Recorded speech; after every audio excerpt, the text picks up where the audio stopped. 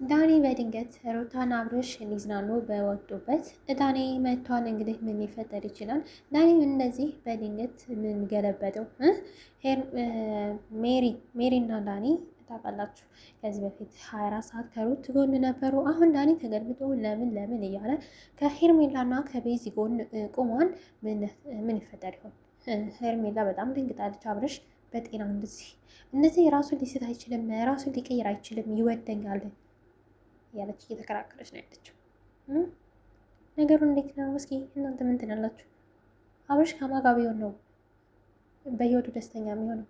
ከሩታ ጋር ወይስ የእውነት ከሄርሜላ ጋር? ግን አንወሻሽ። ትክክለኛ ሳቁና ፈገግታው ያለው ከሄርሜላ ጋር ነው። እና ከነነ ሩት የልጁ እናት ነች ምናምን። ሩት ታባይታችሁት ከሆነ የአብርሽ ሳቅ ምናምን የለም፣ የድሮ ፈገግታው የለም። ያን ሩታን ሲያገኛት የሚሰማው ስሜት ያለው ፊሊንግ ምናምን አሁን ላይ የለም። እመኑ በቃ የለም።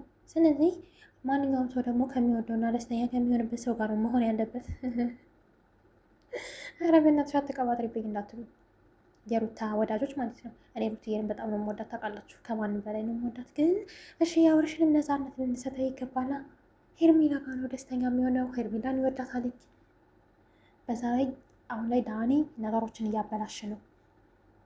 አብርሽን ወደ ሄርሜላ ለመመለስ ምንድን ነው በዚህ ልካ ዳኒ እንደዚህ የሚያደርገው እንዴ? የእውነት ዳኒን አሳርፉት በቃ። እንደምታዩት እንግዲህ ወጥተው እነሱ ዘና እያሉ እየተዝናኑ ባለበት ድንገት በቃ አገር እያዘልኝ ብሏል። ሩት በጣም ተናደለች። አብርሽም ተናደው ልጁን አቅፎ ቁጭ ብሏል። አሁን የዳኒ ስራ ምን የሚሉት ነው?